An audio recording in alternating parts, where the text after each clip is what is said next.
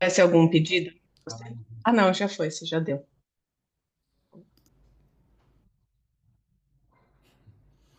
beleza. Bom, pessoal, acho que vocês devem estar com o paper aí também, né? A gente vai tentando ir nessa discussão, mas aí se chegar a ser necessário, a gente coloca, eu compartilho aqui o arquivo para mostrar alguma parte específica e tal, tá? Antes da gente começar, sei lá, impressões gerais, assim, para quem leu, né? Teve algumas impressões gerais, vocês gostariam de compartilhar ou não? Ou a gente entra direto no paper?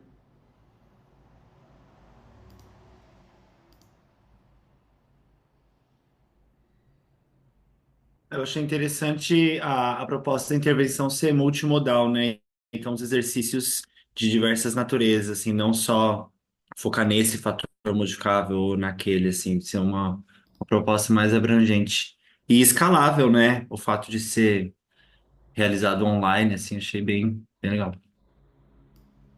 A ideia foi muito bacana mesmo, né?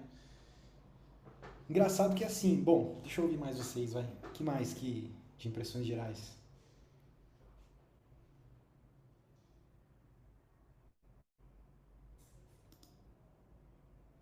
Eu tenho lido agora bastante artigo, né, para fazer a revisão e vários artigos sempre mostrando vários tipos de intervenção, essas coisas. Então, eu achei bem legal, porque ele vai colocando vários pontos exatamente o que disseram de ser multimodal também.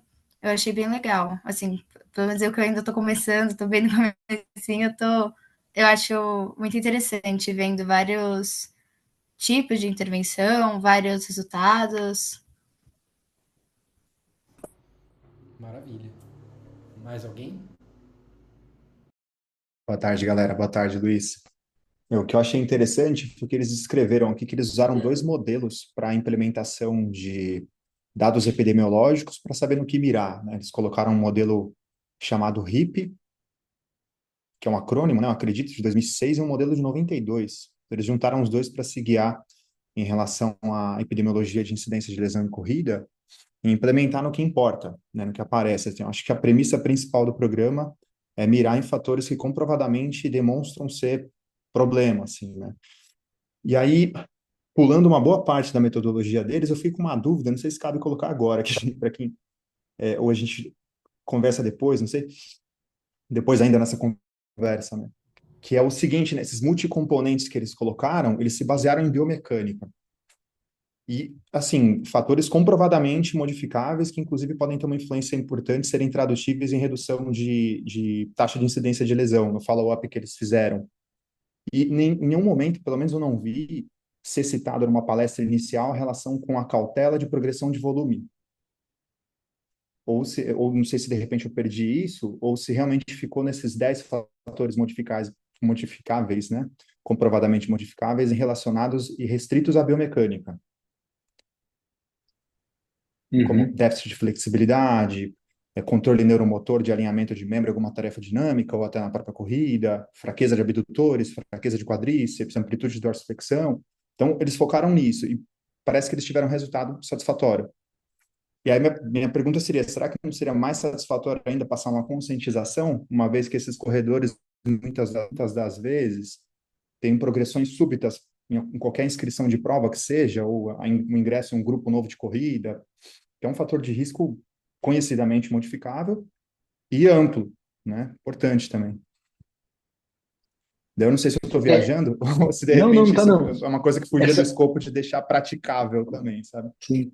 Eu acho que essa é uma pergunta, né, cabível, e assim, a gente não consegue fazer essa pergunta para os autores, para ouvir a opinião dos autores, né? Então, na verdade, é uma pergunta de nós para nós mesmos, assim. E você perguntou, mas você tem uma opinião sobre isso? O que que você acha sobre essa sua pergunta?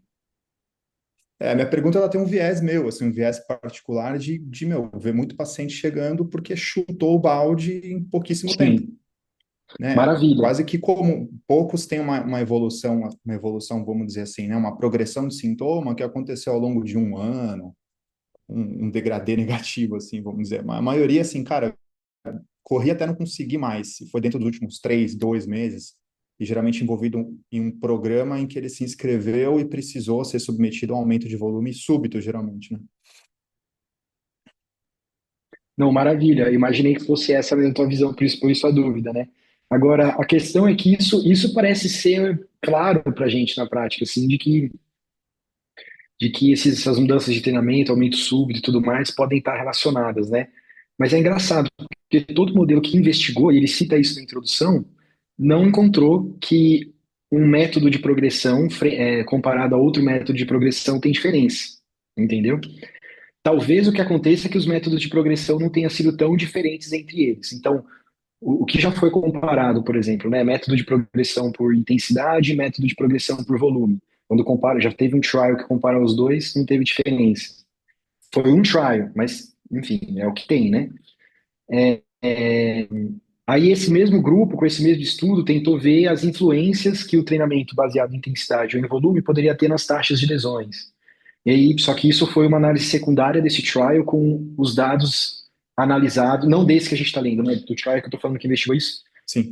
só que com os dados tratados de maneira, como se fosse um estudo observacional, né? E aí ele até dita ali, né, algumas coisas, ele chega à conclusão de que não importa muito se é volume ou intensidade, mas se a pessoa passa de duas em duas semanas, né? Se essa evolução de 2 em 2 semanas passa de uma para outra, de um período para outro de 2 semanas, de 30% do que ela tá fazendo, ela estaria em risco. O que lembra muito a regra dos 10%. O que é a regra dos 10%? De semana a semana, não poderia passar de 10% do volume que eu estou fazendo, né? Mas a regra dos 10% também já foi investigada. E a regra dos 10%, quando foi investigada para a corrida, também não deu diferença entre o grupo que fez a regra dos 10% e o grupo que fez o treinamento normal. Então, apesar de haver uma crença, então a dúvida que fica essa crença existe, ela parece ser pautada em algo que, convenhamos, né? Qual que é a maneira de prevenir todas as lesões da corrida são preveníveis, na verdade. Elas são preveníveis, com certeza são. É só a pessoa não correr, concorda? Então, Se abster, lesão relacionada à corrida, a pessoa só vai se lesionar se correr. Mas se ela correr, ela vai estar em risco e não vai ter jeito, né? Então a questão é, a pessoa quer correr. Se ela quer correr, ela não vai parar de correr, ela quer correr. Como que ela faz para correr melhor para poder diminuir esse risco? Então, como a exposição à corrida parece um fator intrínseco para que a pessoa se lesione, já que se ela não corre, ela não se lesiona, né? Então deve ter uma relação de como trabalha isso. Agora, como a gente ainda não conseguiu exatamente entender. Acho que esse é que é o ponto.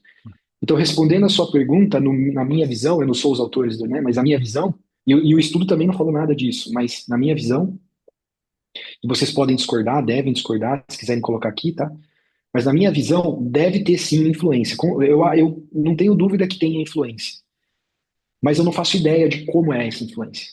Então, que existe a influência, eu acredito fortemente que existe, mas é a minha crença, tá? A ciência não está dizendo muito isso, mas eu acredito que sim. Agora, como? Não sei muito bem. 10%, 30%, ou será que tem que ter periodização? Será que não tem que ter periodização? Será que é volume bruto mesmo? Se a pessoa correr demais, entendeu? Tipo, volume muito alto. Porque teve uns estudos atrás que mostraram que o volume muito alto poderia ser fator de risco, né? Mas volume baixo também é. Então, assim, e esse volume alto é em ultramaratonista, quer dizer, para você atingir aquele ponto, nossa, é outra é coisa. um outro extrato de risco, né, cara? É um outro extrato de risco. Costumo dizer que para nós pangaré, aquilo lá nunca vai ser fator de risco, porque a gente não chega lá. Quando eu digo eu, tá? Não tô falando vocês aí, mas eu, pelo menos, pangarezão. Então, assim, eu acho que ele não explorou muito isso. Bom, o objetivo do estudo não foi investigar essa questão, até Sim, porque sim. ele trouxe isso como uma premissa, do tipo assim, ó, a galera tem feito isso e não tem funcionado, então eu quero fazer alguma coisa diferente. Apesar dele falar que queria fazer alguma coisa diferente, ele não fez uma coisa tão diferente assim. A ideia não foi. Na discussão, depois ele fala que foi pioneiro, né? Não sei não. Mas ele tem uma vantagem. A forma com que ele fez, eu acredito que é pioneira. Não o que ele fez, mas a forma na qual ele fez. Aí foi legal. E foi isso que me chamou a atenção desse artigo, né? Agora, uma coisa, e a gente já vai entrar nos pormenores, mas uma coisa que me chamou muita atenção desse artigo, cara. Parece um projeto muito bom, não parece? Vocês não tiverem a impressão que eu. Então vamos lá, ó, vamos pegar algumas características, ó. É um estudo controlado aleatorizado, de grupo paralelo, 9 meses de acompanhamento bissemanal, né? Quinzenal, Como fala em português? Quinzenal, acompanhamento quinzenal. Apesar do diagnóstico não ter sido com um profissional da saúde, mas eles viram um profissional da saúde para poder ter orientação de como fazer o exercício, etc. Quer dizer, o projeto parece ser muito bom. Ou estou enganado? Né? com O projeto certeza. parece ser muito bom. Por que que ele não está no British Journal of Sports Medicine? Por que que ele não está na Sports Medicine? Por que que ele não está na JOSPIT? Por que que ele não está no Journal of Physiotherapy? Não chama atenção isso, cara? Você olha aqui, ó, Research in Sports Medicine. Quando eu fui olhar lá, o fator de impacto dela é 1,9. Não quer dizer que ela é ruim, não estou dizendo isso, não é contra a revista deve ser maravilhosa, tá tudo certo. Mas, mano, isso daqui é um paper que o cara. Nós, por muito menos, estamos mandando no British. Por que que os caras não estão mandando lá, né, cara? E aí, durante o próprio estudo aqui, eu vi um outro estudo que eles fizeram, um prospectivo, que inclusive no prospectivo eles investigaram coisas de comportamento e fator psicológico, como fator prognóstico de lesão. Também achei super interessante, o estudo não é tão pequeno assim. O outro, esse daqui até que é um estudo razoável, 260 e poucos, né? Um estudo razoável. O outro era um coorte que acho que não tinha tantas pessoas para ser um coorte, não lembro agora de cabeça. Mas também publicado numa revista que não é muito a revista que lidera, assim. Então isso me chamou muita atenção, me chamou muita atenção. E, e uma das coisas que eu acho que justifica isso, antes da gente começar a entrar no pormenor, porque eu acho que faz parte do ponto de vista até acadêmico, se você for, deixa eu tentar achar aqui, vai na primeira frase da discussão, primeiro parágrafo da discussão, e vê o finalzinho dele lá.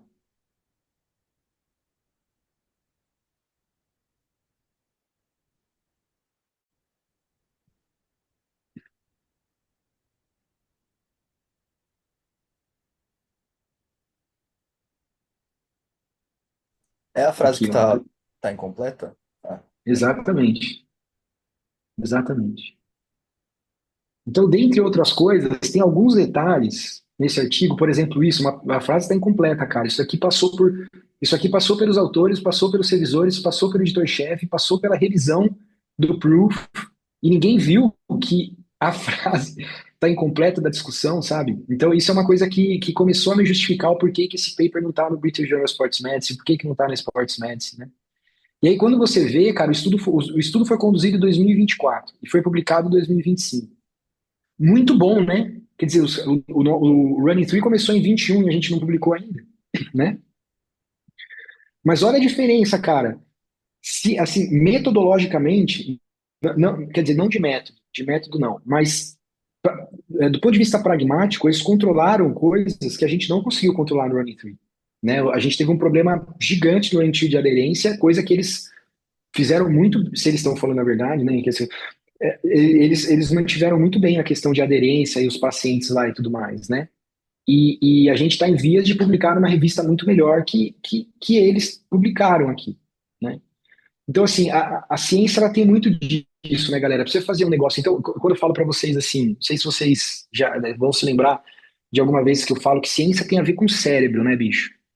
Então, assim, você pode ir lá, você pode fazer a melhor coisa que existe, cara, mas se ela não tá bem direcionada, bem conduzida, bem escrita e tudo mais, às vezes você não vai conseguir uma tão boa divulgação como você poderia ter, né, se tivesse um pouco mais de empenho nessa parte. Então, às vezes eu acho que o nosso grupo, ele se penaliza muito em fazer algo perfeccionista, porque eu acho que eu sou perfeccionista e talvez eu passe um pouco disso para vocês e talvez eu chame pessoas perfeccionistas também, porque costuma-se dizer que a gente se relaciona com pessoas que share, né, que tem algumas características semelhantes com a nossa. Então, às vezes, a gente acaba penalizando pelo excesso, deixa tudo perfeito, né, tal, o que talvez a gente tenha que entender que um certo pragmatismo é bom. Por exemplo, o paper rodou em 2021, está publicando em 2025, talvez a gente poderia ter publicado antes, tal, poderia ter visto isso.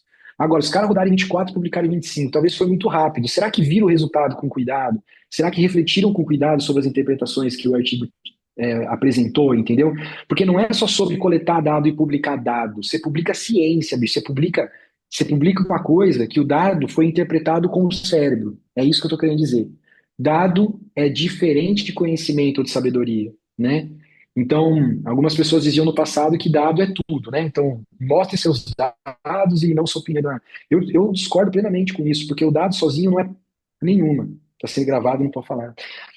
O dado sozinho ele não é nada, é o que você faz com ele que conta a diferença, né? Então aí eu comecei a talvez entender um pouco, eu acho que eu não entendi 100% isso ainda, talvez o grupo também seja meio humilde, ou talvez os caras estão querendo meio que se esconder por algum motivo, não sei.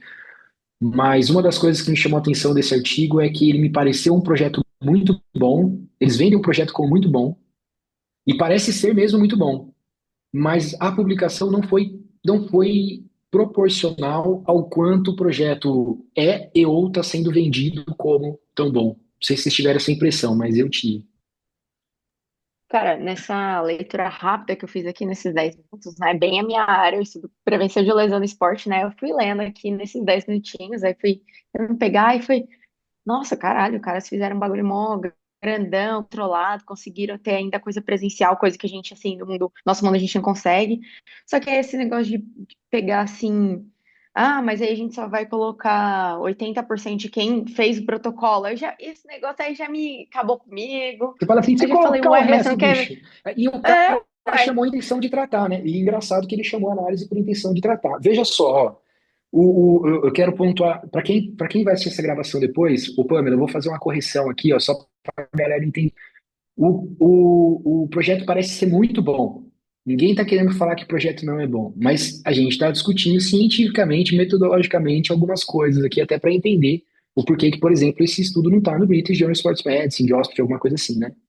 E isso que eu pontuei uma parte da escrita, né? Não tinha entrado no pormenor, mas sem entrou no pormenor, que é verdade. Quando eu li essa frase lá, eu também falei, pô, calma, peraí. Então, a pessoa falou que ia fazer, inclusive, intenção de tratar, né? Falou assim, ó, eu vou fazer a intenção de tratar, mas o cara que não teve a intenção e não fez, eu tirei da análise. Então, prepare-se, pessoal, isso não é intenção de tratar, né? Então, como isso aqui também é meio acadêmico, o que significa intenção de tratar, pessoal? Para quem não faz ideia o porquê que a gente está discutindo intenção de tratar, pode perguntar, tá bom? Então, às vezes, fala assim, mas o que é isso? O que você está falando? Por que isso é importante? A gente está partindo do pressuposto aqui que o pessoal está contando. Se não tiver, pergunte, tá? Então, o princípio de intenção de tratar é o seguinte: a hora que eu randomizo as pessoas para, nesse caso, dois grupos, então um grupo recebeu a intervenção e o outro não recebeu a intervenção. Concordam comigo que vão ter pessoas do grupo que eu aleatorizei para receber a intervenção e que não vão fazer? É que nem aquele cara que falou assim: ó, cara, você precisa de físio. Ele falou assim: tá, eu preciso de físio, mas o cara nunca apareceu numa sessão.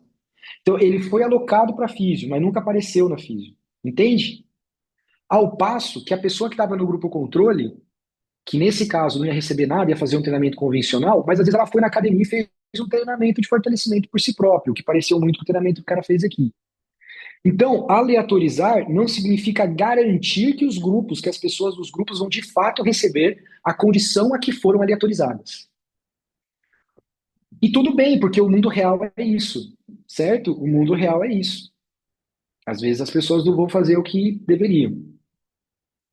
Então, o estudo controlado aleatorizado que tem a ideia de imitar o mundo real, para ele, o que importa na análise é que isso seja considerado. Ou seja, se eu tive uma pessoa que foi aleatorizado para o grupo de intervenção, que deveria receber a intervenção e não recebeu, ela vai continuar sendo analisada naquele grupo, como se tivesse recebido. Por isso que é análise por intenção de tratar. A intenção foi que ela recebesse a intervenção. Se ela recebeu, melhor, mas se não recebeu, tem problema, vai continuar sendo analisada naquele grupo como se tivesse recebido. E no grupo controle é a mesma história.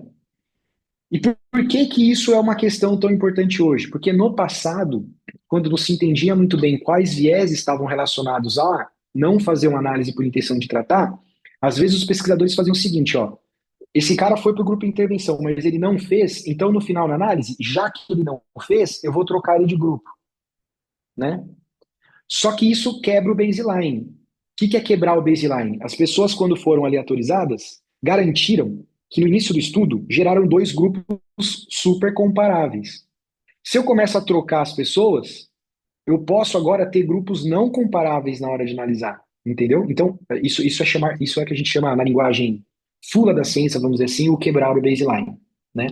E aí eu não tenho mais dois grupos comparáveis. Se eu não tenho dois grupos comparáveis, eu estou comparando pera com maçã, aí já invalida o estudo nesse sentido, tá?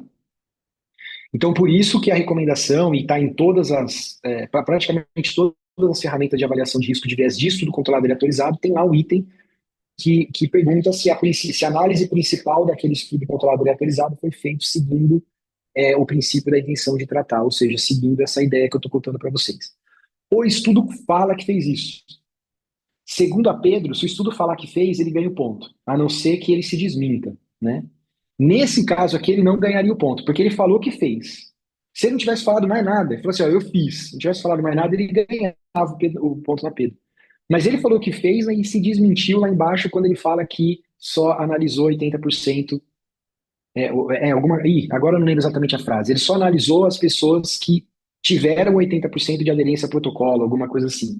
O que basicamente é a violação à intenção de tratar. Esse análise que ele fez tem outros tipos de princípio. É o princípio de análise por protocolo, chama per protocol analysis. Então, se o cara fez o protocolo, ele vai ser analisado, se ele não fez, ele não vai ser analisado, né? Enfim, essa é uma das coisas que, inclusive, não está listado como limitação. Ele faz uma puta lista de limitação, mas não coloca isso lá. Por quê? Porque na cabeça do cara ele fez intenção de tratar. Então, veja que o projeto é bom e tudo mais, mas às vezes talvez até um certo desconhecimento de qualidade de trial faz com que não consiga publicar nas melhores revistas, porque, enfim, não está bem reportado, diz que fez uma coisa, na verdade fez outra, e por aí vai, né? Beleza? Bom, eu acho que agora a gente pode entrar especificamente aqui no texto, né? Então, assim, da introdução, acho que não tem nada que me chame muita atenção. Tem alguma coisa que vocês queiram colocar da Luiz, introdução? Oi? só voltando no que estava falando, uma dúvida mesmo aqui, tá? Porque lá em cima ele fala, na metodologia, ele fala que ele vai excluir as pessoas que não preencherem pelo menos 80% do formulário, não é isso?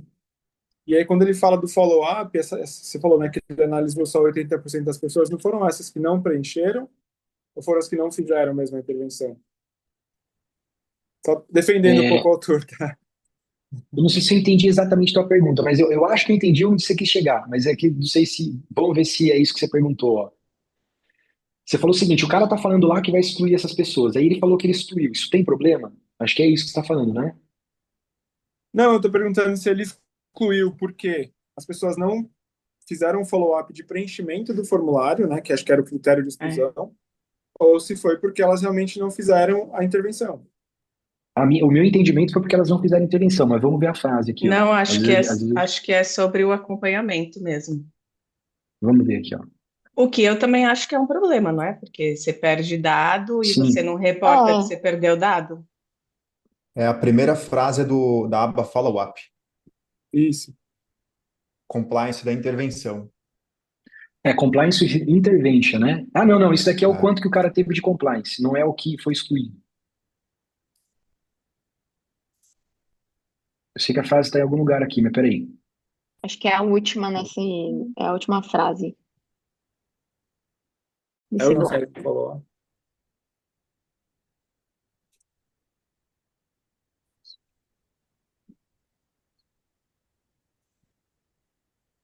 Ixi, não tô achando. Ah, peraí. Achei que eu tinha marcado, acho que não marcou. Bom, tudo bem, tem que procurar aqui. A última frase da sessão follow-up. Ah, da sessão inteira, não do parágrafo. É, da sessão inteira.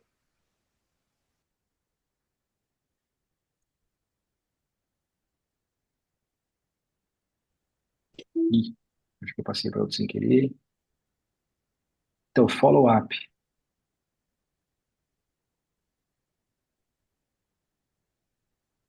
Nossa, eu não tô achando.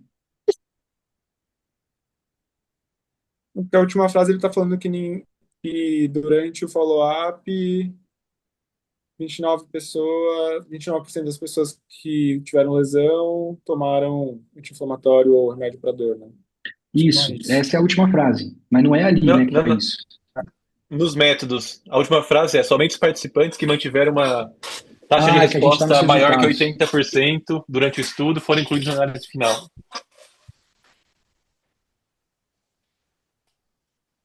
Isso, ó. Só os É, participantes mas aí, que estavam respondendo 80%.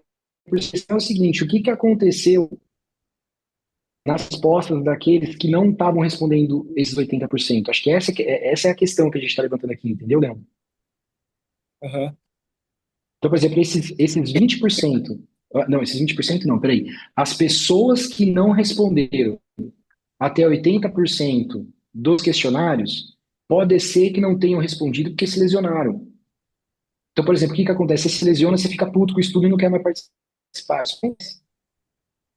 Então, às vezes, ali tava, e ali são as pessoas do grupo intervenção, por exemplo, entendeu? Que ia fazer mal para a intervenção, mas então na análise, ou seja, não sei se foi isso, eu não estou falando que foi isso, mas a análise por intenção de tratar é importante para garantir que esse viés não seja incluído na análise, entendeu? Então, uma coisa é você não incluir a pessoa no estudo. A partir do momento que você incluiu ela no estudo, cara, ou você usa isso como uma análise de sensibilidade, eu não teria problema nenhum se ele fizesse isso como análise de sensibilidade. Pelo contrário, eu adoraria que fizesse para a gente poder ver a influência do compliance ou do adherence nos resultados. A gente vive fazendo isso, né? Pelo menos nos nossos estudos e tal. A análise CAS tem a ver com Exatamente. isso. Isso que eu ia falar, que se ele tivesse feito uma análise que a gente fez, ele faria a intenção por tratar, e se fizesse uma de complier, ele ia conseguir, Uhum. tipo, ver talvez esse efeito que ele viu aqui na de complier, mas talvez não visse efeito no intenção por tratar, né? Porque é isso, tipo, as pessoas que talvez não responderam, elas estavam lesionadas, que foi o que você falou, e a forma de captar se ela lesionou ou não foi através do questionário. Mas se a pessoa não me responde, eu não sei se ela teve o desfecho ou não, né? Pelo menos é assim que eu entendo Maravilha. a coisa. Exatamente. Então veja que a análise que ele fez não está errada por si só, né? O que está errado é o approach que ele fez, ou seja, ele falou que essa é a análise principal e ele está chamando essa análise principal de intenção de tratar. Ela não é uma análise de intenção de tratar e ele está falando que a análise principal do projeto seria por intenção de tratar. Então é isso que não está batendo, né? Ele poderia ter feito essa análise como análise secundária de sensibilidade. Como primária, não. Segundo ele mesmo, porque falou que a análise principal seria a intenção de tratar, entendeu? Entendeu, Leandro? Tá desligado o microfone.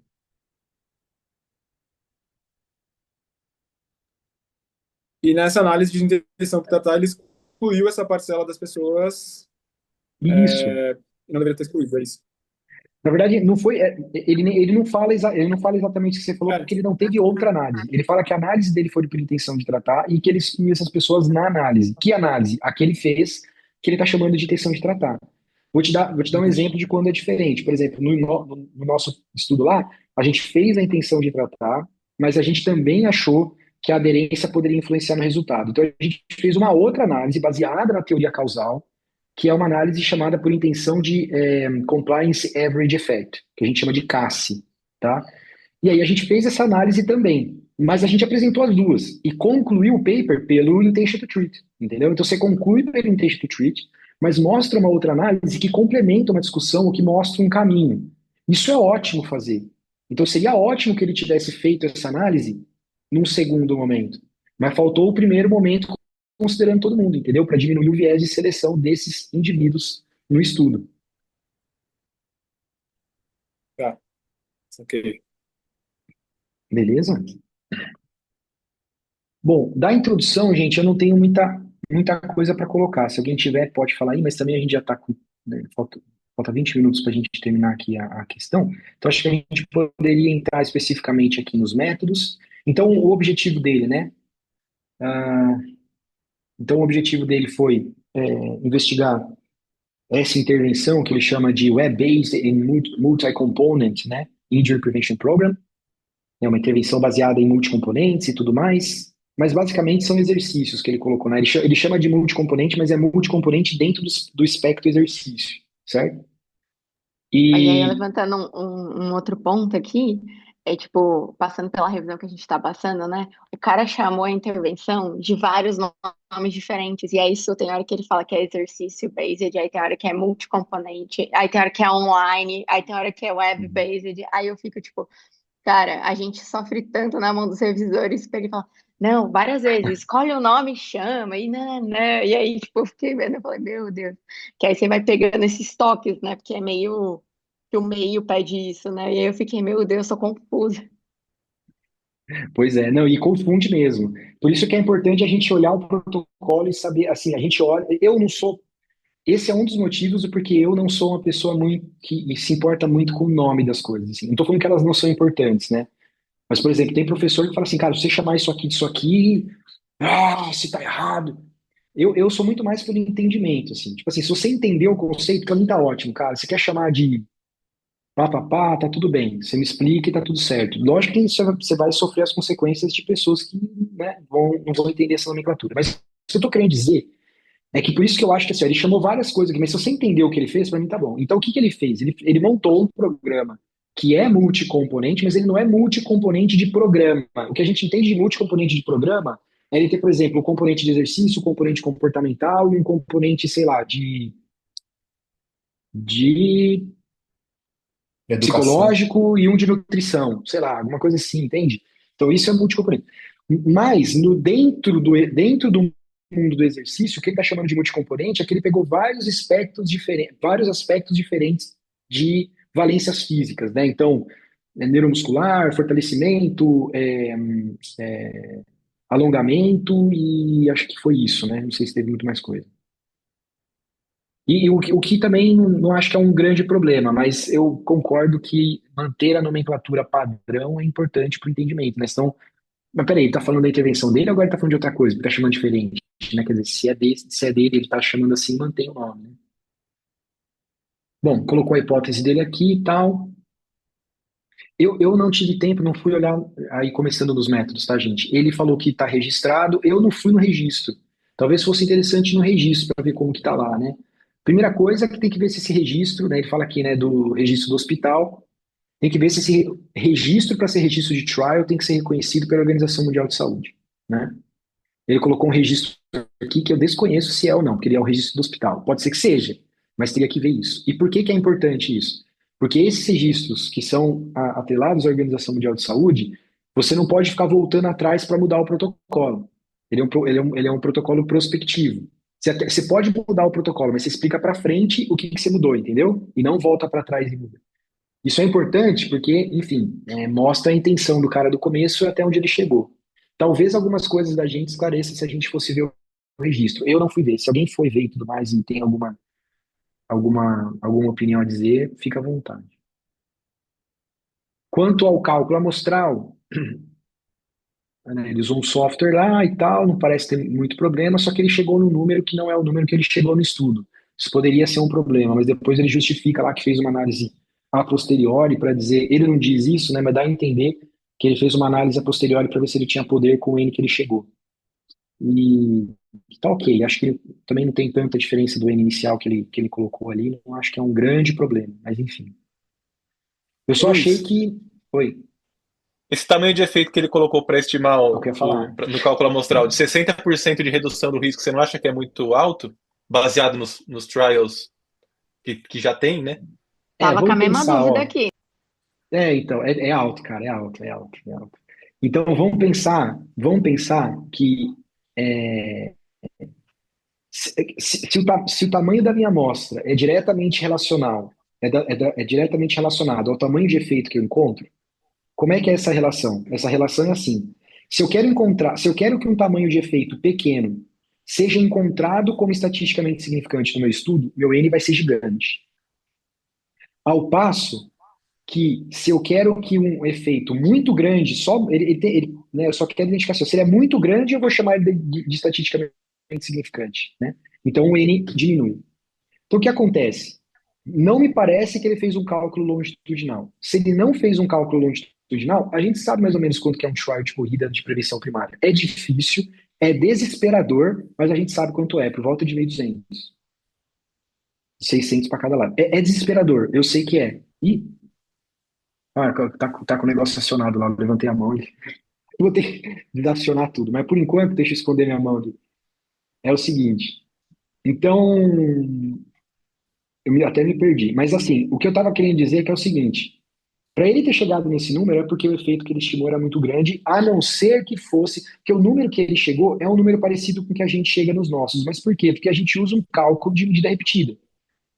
Talvez ele tenha usado, mas talvez não. Por quê? Porque esse efeito está muito grande mesmo. E aí ele queria chegar no número talvez ali e tal, papapá. Bom, enfim. Isso tem problema? Do ponto de vista, não, porque o que aconteceria? Se ele encontrasse, se ele não tivesse poder, uma diferença menor do que essa que ele hipotetizou, ele não ia identificar como estatisticamente significante, que não foi o que aconteceu, ele identificou como estatisticamente significante. Então, ao que parece, duas coisas podem ter acontecido. Ou ele teve poder realmente para encontrar, ou esse resultado tem viés. Eu acho que ele encontrou mesmo, cara, porque me parece muito consistente ter encontrado em overuse, ter encontrado no geral, né, não ter encontrado no agudo, me parece coerente, me parece coerente. Mas, enfim, essa dúvida sempre fica. E metodologicamente, quando a gente está avaliando metodologicamente, a gente tem que chamar atenção para isso. Me parece um cálculo ingênuo, sabe, de alguém que o cara pode ser da área, mas é ingênuo, cara. Então, assim, na área de prevenção primária, o cara fala mal da prevenção aqui, né? Fala, não, porque da prevalência, né? Fala, não, porque o nosso estudo é bom porque ele usou incidência. Porra, não tá lendo a área, né? Porque a área tá dizendo que é para fazer com prevalência, porra. O problema é a incidência, né? E a outra coisa é esse tamanho de efeito que a gente sabe que, assim, se for 20% é muito, né? Então, o que a gente tem encontrado nos estudos aí é algo entre 10 a 20% se o negócio é bom. Se o negócio é bom, né? Então, eu concordo que essa estimativa de efeito para esse cálculo, o cálculo, a forma com que ele fez o cálculo, eu acho que está ok. A forma com que ele fez o cálculo. Mas se vocês forem reproduzir para prevenção primária, especialmente com corrida, esse efeito que ele está estimando aí de 60% é um efeito muito alto, tá? Muito alto. Mesmo para relativo. Aquele que o Evert fala de 25% é relativo, tá? É relativo, inclusive. Então tá muito alto mesmo. Então, para esse tamanho de efeito sem medida repetida, eu esperaria de cálculo amostral, um tamanho de amostra por volta de 1.200, tá? Por aí. Que é desesperador, eu sei, mas é por aí. Beleza. Então, a randomização eu não tenho. A única coisa que eu tenho da randomização. Se vocês tiverem coisa para falar, falem, tá? Eu tô indo aqui porque eu tenho 10 minutos, mas eu prefiro mais ouvir vocês do que ficar me ouvindo. Eu não tenho muita questão quanto à aleatorização, a não ser que ele fez a aleatorização de bloco, né? Segundo o Consort, o melhor seria fazer o simples mesmo. Eu não sei porque que a galera insiste em dizer que a aleatorização de bloco é melhor. Eu ainda não consegui ver uma justificativa nem estatística e nem não estatística para que uma aleatorização de bloco é melhor. Então, eu falei assim, fiz a aleatorização de bloco para garantir que os estudos fossem iguais. Pô, se ele tem poder, se ele fizer uma aleatorização simples, a probabilidade é maior que ele encontre um grupo comparável do que fazer por bloco. Até hoje eu não entendo muito bem por que as pessoas fazem isso, mas vale a pena pontuar. Uma estratégia de fazer a aleatorização em bloco é quando você acha que não tem poder para poder garantir dois grupos comparáveis, né? Então, vai saber se o cara já não tinha pensado nisso antes, fez isso, depois falou que não fez porque achou diferença entre os grupos, né? Não sei. Acho que não. Eu tendo a acreditar que as pessoas não fazem as coisas de mau grado, né? Mas, enfim. Mas é uma questão a se pensar, assim. Eu sempre prefiro, sou sempre a favor da aleatorização simples mesmo. Ela é mais simples, ela é melhor de fazer, dá menos trabalho, e ela é melhor, porque ela aumenta a probabilidade de gerar dois grupos comparáveis se você tiver o N suficiente para dar poder, né? Tem essa questão. Um dos revisores perguntou lá nessa revisão se a gente fez randomização por bloco e tal. Eu expliquei bonitinho que a gente não tinha feito, enfim. Leia o Mas Consort. levantou essa bola aí para que você. É. E isso tá no Consort, né, cara? Quer dizer, não sou eu que inventei essa jogada, né? Enfim. Cara, eu acho que o método que ele seguiu, assim, merece palmas, cara. Foi muito positivo, né?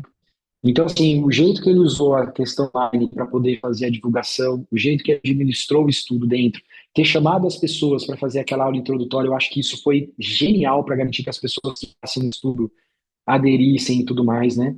É, o follow-up, se não me engano, também tinha ligação e tudo mais. Então assim, achei isso muito bom também, sabe? Então, para isso, eu tiro o chapéu para esse cara. Eu acho que a gente tem que começar a melhorar isso nos nossos estudos.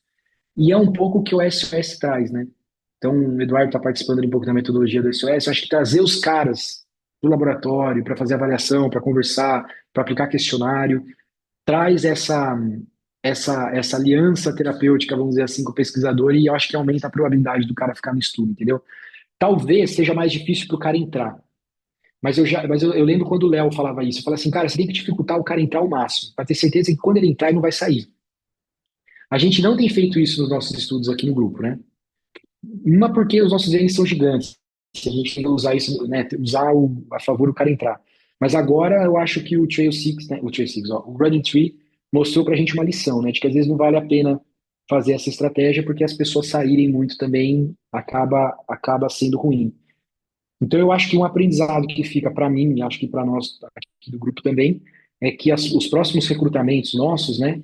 Talvez valha a pena realmente, sabe, não dificultar a entrada.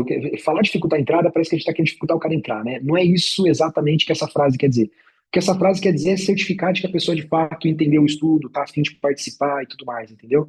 E gerar uma certa aliança, gerar um certo contato, né, com, com o participante. Essas avaliações presenciais são fantásticas para isso, eu acredito.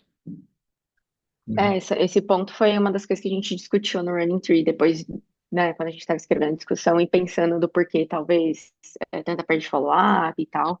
E aí a gente colocou isso lá, que a gente sentiu, a nossa hipótese é que talvez faltou um pouco dessa aliança, seja ela presencial ou uma videochamada, alguma coisa desse tipo, né? Porque, e também foi na época da pandemia, então faz um tempinho não tava esse boom do online e tal. Mas a gente sentiu falta, assim, que tal, hipotetizou que talvez os corredores tenham sentido falta dessa interação mais humana e de pelo menos dar rosto às pessoas que para qual ele estava ali cedendo os dados dele, né, e tal. Então, criar essa relação mesmo de aliança terapêutica. Isso, bom, maravilha. Isso eu acho que é uma coisa fundamental. A gente tem que, né? Acho que a gente precisa voltar a atenção mais a isso nos nossos projetos aqui. Gente, uma outra coisa que eu tiro o chapéu pro cara, eu não sei exatamente como que ele implementou o programa. O programa ficou legal, hein? Ficou simples, exercícios rápidos, né? É, o pessoal super aderente, apesar que ele tirou a galera não aderente, mas assim, achei o pessoal super aderente, um programa montado de maneira simples, né? Porque não é que ele ficou bom porque ficou complexo, pelo contrário, ele ficou bom porque ficou simples, né? São exercícios que a gente vê no dia a dia as pessoas usando e tal, ele combinou eles lá, colocou, achei isso fantástico. Até pouco tempo atrás, acredita, eu dou aula de prevenção de lesão na corrida há muito tempo. Até pouco tempo atrás, os meus slides não tinham nenhum estudo que tinha mostrado que exercícios e tal preveniam, né? Agora a gente já tem três. Tem um que foi feito na USP, inclusive pelo grupo da professora Isabel, que inclusive na sexta-feira passada, da professora Isabel Saco, né? Para quem tá, Isabel, para quem tá assistindo a gente, Isabel Saco, né? Para poder procurar, puta pesquisadora lá da USP, e é, na sexta-feira saiu uma reportagem no Globo Repórter sobre esse estudo que foi feito pelo laboratório dela, super estudo bacana, e que foi com exercícios intrínsecos para o pé.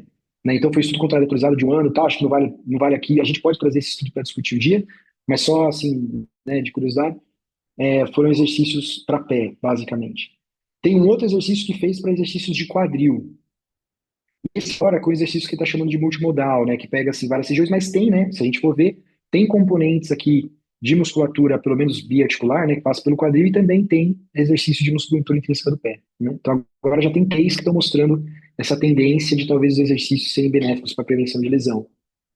Então talvez não é que, voltando atrás, né? Lembrando quando a gente mostrava os estudos que não tinham visto efeito, porque tem estudo que foi feito com alguns modelos de exercício que não viram efeito de intervenção, né? Não teve efeito. Então, se a gente voltar lá atrás, talvez não é que o exercício não é que é o modo como faz, né? Cara, tem 15.780 maneiras de fazer exercício nessa face dessa vida, né? Então, talvez não é fazer ou não fazer, mas é o como fazer, né? E hoje na literatura a gente já tem pelo menos três exemplos aí, mais ou menos, de como fazer. Então, as próximas etapas, acredito eu, que as próximas etapas de Running Tree, etc., apesar de serem programas mais voltados para a área educacional, acho que vale a pena a gente pensar em trazer junto, né, nesse multi-component, e talvez o multi-component real, esses componentes de exercício para os nossos programas também, que eu acho que vale super a pena. Sei, acho que isso é uma coisa que talvez eu gostaria de ouvir vocês, se vocês tiveram a mesma impressão ou não, entendeu? Que às vezes alguém fala que não, fiquei super decepcionado, exercício ruim pra caramba, tal, sei lá. Cara, eu achei muito legal que ele pegou um pouco de tudo, né? Pegou o pé, Na primeira parte lá, né? Ele pega o pé, tem mais uma outra coisa que ele chama de controle neuromuscular. Mas é Salto. o short foot e a aterrissagem lá da caixa com o salto, né? Uhum. Aí alongamento, fortalecimento e core. Mas o que ficou na minha cabeça, assim, como clínico mesmo, né? Por que que ele fortalece o quadríceps, mas não fortalece os isquiotibiais? Eu sei que ele discute isso e ele fala de absorção de carga no joelho e tal, mas por outro lado também tem a função dos isquiotibiais como um músculo que ajuda a encurtar o pêndulo da perna na passagem da perna e que economiza energia, e que é ótimo ter ele bom para correr também, né? Por que que pegou só abdutores de quadril, não pegou adutores, pegou rotador externo, mas não pegou, sei lá, flexores do quadril, e pegou panturrilha, mas não pegou tibial anterior, sabe? Por que que ele escolheu só essa cadeia de músculos, né? Eu sei que Maravilhoso, não dá para Leandro. fazer Você tudo, trouxe. né? Ele já fez muita Não, coisa, não dá imagina. para fazer mais. Não, mas eu acho que você trouxe um ponto maravilhoso para a gente discutir rapidamente, porque a gente pode ficar uma hora discutindo isso. Mas a questão é a seguinte, ó. Você está vendo um efeito, então a gente viu o efeito do estudo. E o efeito do estudo foi com esses exercícios.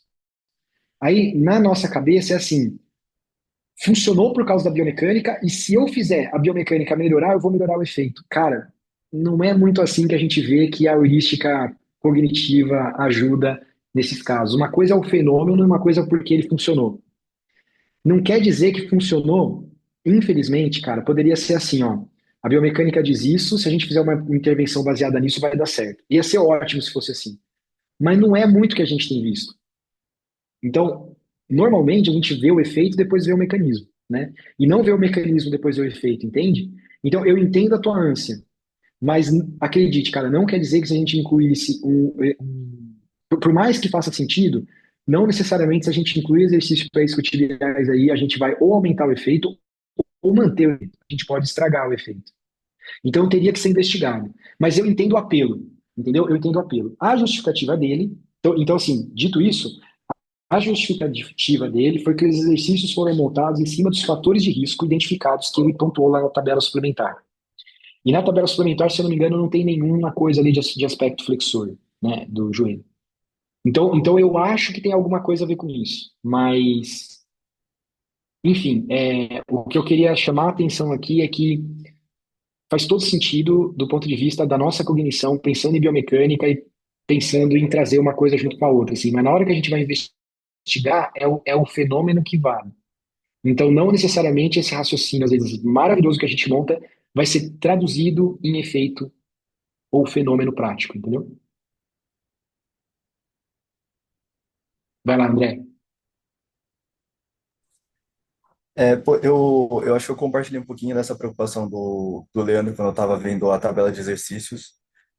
Porque é uma coisa meio foda, né? Porque, por um lado, eu também gostei muito do fato de ter sido multicomponente. Eu concordo com você, Luiz. Acho que o fato de ter pego muitos aspectos diferentes que são importantes na corrida, tanto o foot core, quanto até o alongamento, que é algumas pessoas dão muito valor, mas algumas pessoas dão pouco valor. Acho que foi muito legal. Mas, lendo a parte da discussão, eu fiquei com uma preocupação que eu não sei se talvez seja a mesma que a Ana colocou no comecinho, que tem uma parte que ele fala que os resultados da intervenção, elas são contraditórias com outros estudos sobre alongamento e até treinamento de força, né, com alguns outros resultados de outros estudos. Mas aí ele dá a entender, pelo que eu pude compreender de como está escrito, que talvez o que explique os nossos resultados positivos se contradizem esses outros resultados é justamente que o programa foi multimodal. Então, talvez só o treinamento de força ou só o alongamento não sejam efetivos, mas esse approach que nós fizemos com esses exercícios, com essa seleção com esse programa, tornou esses componentes que sozinhos não eram efetivos em efetivos. E aí eu não entendi como que ele pode fazer essa afirmação. Por que que ele faz essa afirmação e não pode ser que Eu obtive resultados positivos por causa dos outros componentes que já têm evidências separadas e que foram utilizados no programa, ao invés de, é o programa inteiro que é efetivo como um todo. Tá? Veja só, os outros componentes individuais que ele trouxe foram de fatores de risco, não de eficiência, não de efetividade. Então isso é importante entender, tá? Tudo bem? Até aqui tudo bem? Acho que sim. Não teve absolutamente nenhum estudo que viu um componente, tipo assim, um exercício ou um alongamento, etc., que mostrou efeito preventivo. Isso não teve. Uhum. Ele montou a intervenção dele através de estudos longitudinais de fatores de risco que mostraram que alguns fatores poderiam aumentar ou diminuir o risco de lesão. E aí ele montou a intervenção disso. Ele não foi atrás de estudos controlados aleatorizados que Uhum. investigaram componentes únicos e montou em cima disso. Tudo bem? Isso ficou claro? Tá. Ok. Ou seja, ele não pode dizer que os componentes individuais são efetivos mesmo, porque não foram estudados e ele também não analisou os individuais, porque não tinha poder para isso. Ele até Uhum. sugere que estudos futuros façam isso em desenhos mais complexos ali, que ele até dá uns nomes complicados lá. Mas ele não conseguiu dividir esses efeitos, não conseguiu porque não tinha poder, não tinha gente, né? Uhum. E os outros estudos que ele usou para dar base também não eram estudos controlados e autorizados, eram estudos observacionais de fator de risco, tá? Tá. Agora, ele pode dizer, o que ele pode dizer, com certeza, de resultado, é que ele encontrou o efeito com a intervenção que ele fez, né? Uhum. Se agora, o que ele não pode dizer nesse estudo, ele pode discutir isso. Ele não pode dizer isso no estudo, é o mecanismo pelo qual isso funcionou. Estudo de mecanismo é um outro tipo de estudo. Isso me remonta à primeira questão que eu montei para vocês. Por que eu falei para vocês que quem não leu o estudo, leia objetivo, método e resultado? Porque esse é o coração do estudo. Isso é o que o estudo fez. Introdução e discussão é o autor que vai blá blá blá, entendeu? Então, assim, quer dizer que não é importante? Não foi isso que eu disse, tá? Por exemplo, eu li esse paper inteiro, teve coisas que eu li na introdução e na discussão que me fizeram pensar, isso tem um super valor. Mas do ponto de vista do estudo, o que conta o que o estudo pode ou não dizer está no objetivo, no método e nos resultados. Então, isso ele pode dizer. Agora, quando ele tenta justificar o porquê que ele encontrou efeito, que ele faz isso na discussão, é um pensamento que ele está tentando te mostrar o que ele está pensando e justificando aquele efeito que ele encontrou. Esse estudo é de efeito. Ele poderia terminar no resultado. Falar, ó, eu encontrei esse efeito. Pensa aí o que você quiser. Eu encontrei esse efeito. Mas a gente tem essa característica de dentro da nossa área, a gente tem introdução e discussão. Tem áreas que não tem, na nossa tem. Então ele jogou ali um apanhado de ideias do porquê que ele acredita que aquilo funcionou. Na cabeça dele funcionou porque é multicomponente. Se não fosse multicomponente, se fosse único componente, talvez não funcionaria, que foi o que outros estudos já fizeram e não encontraram. O que faz sentido. Agora, será que é isso mesmo? Não sei. Para responder essa pergunta, a gente precisaria rodar um estudo de mecanismo, que é um estudo de mediação de efeito, e ver se cada componente deu quanto cada componente do exercício que ele fez contribuiu ou não para esse efeito. Só que ele disse aqui que ele não fez isso e provavelmente não vai fazer por causa do poder. Ele realmente não tem poder para quebrar tantas as pessoas em tantas análises, né? Mas basicamente é isso. Deu para entender o que é o que, André? Então, o que ele pode dizer é que ele encontrou esse efeito. Isso ele pode dizer. O mecanismo, ele pode colocar na discussão, porque é permitido no nosso modelo de publicação, ele pode colocar a ideia dele sobre isso, mas é a ideia dele. Não é esse estudo que vai investigar o mecanismo do porquê a intervenção funcionou. Ela só diz que funcionou. Tá. Eu acho que é uma confusão por estar começando Não é uma a, confusão, cara. a, Não, a ler os artigos imagina. agora. Não, imagina, cara, você não confundiu absolutamente nada com nada. A gente está discutindo aqui e foi uma pergunta excelente, tá? Eu só estou querendo me certificar de que você entendeu o que eu estava querendo dizer com essas questões, assim, é porque é muita coisa, né? Estudo observacional, tal, efeito. Mas basicamente o que o estudo controlado aleatorizado se preocupa, cara, é em fenômeno, é em efeito. Por isso que é estudo clínico, né? Normalmente estudos mecanicistas, então, por exemplo, estudo de biomecânica, de fisiologia, etc. Não todos, mas a maioria deles são estudos que estudam mecanismo. Eu quero entender por que um fenômeno se dá. Então a pessoa corre. Eu quero entender como o fenômeno corrida se dá. Esse é um estudo de mecanismo, né? estudo clínico, ele não está muito, não é que ele não acha que é importante, mas o ponto que ele quer atingir não é esse. O ponto que ele quer atingir é o fenômeno. Acontece ou não acontece, bicho? Porque se não acontece, não tem nem por que eu ficar pensando em mecanismo. Não acontece, então eu vou ficar aqui mirabolando o quê? Vou ficar mirabolando nada, nem pensa nisso porque não acontece. Agora, a partir do momento que eu sei que existe o fenômeno, que eu sei que existe o efeito, agora sim vale a pena estudar o mecanismo. Entendi, Concorda entendi. comigo? Concordo. E aí também fica uma crítica a alguns estudos que vão estudar o mecanismo direto antes de ter falado do efeito. E aí confunde o leitor. Porque ele fala assim, ó, o mecanismo de prevenção é esse. Porra, mas nem previne. Né? Como é que o cara tá falando de mecanismo se o fenômeno nem existe, né? E acho que um outro ponto é Então, ter bons estudos que falem sobre a causa e efeito da coisa, né, ali, para poder estudar mecanismo, porque às vezes a pessoa faz um estudo piloto, acha um efeito ali e começa para justificar um estudo de mecanismo, e aí vai encontrar nada, né? E aí fica gastando dinheiro, fomento para pesquisa e cérebro para coisas que às vezes nem tinham uma base sólida de estudo, né, para poder ir para o estudo de mecanismo. maravilha, Uhum. maravilha. Não, faz Pessoal, ó, já sentido. passamos.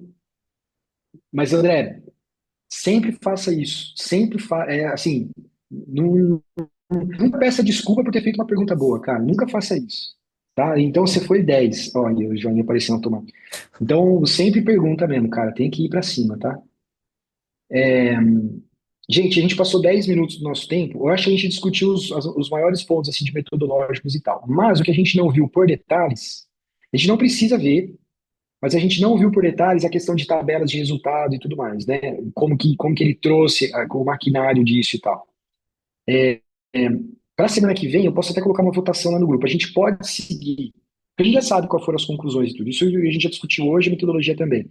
Mas, se vocês tiverem interesse, por exemplo, de entrar um pouquinho mais nos resultados, entender o que aqueles números querem dizer, aquele gráfico lá, o que é aquele gráfico, por que aquelas linhas se comportam daquela maneira, por que ele usou essa estatística e não aquela, porque ele não usou uma estatística hoje convencional que a gente tem utilizado, né? Quer dizer, ele usou, mas reportou o resultado principal de outra maneira.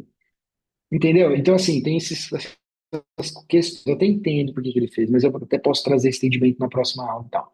Mas isso é entrar em mais detalhes no estudo, do ponto de vista de entender o que que é risco, o que que não é, o que que é isso, o que que é aquilo, o que que é essa tabela e tal, né? Às vezes pode ser que tenha interesse, às vezes não, e a gente pode partir para uma outra discussão, de outro artigo, etc, tá? Mas aí eu acho que vale a pena a gente jogar talvez uma votação no grupo lá, né? Por hoje eu acho que era interessante a gente parar por aqui para também não avançar tanto nos compromissos de todo mundo aí, né? Então, Ana, se você puder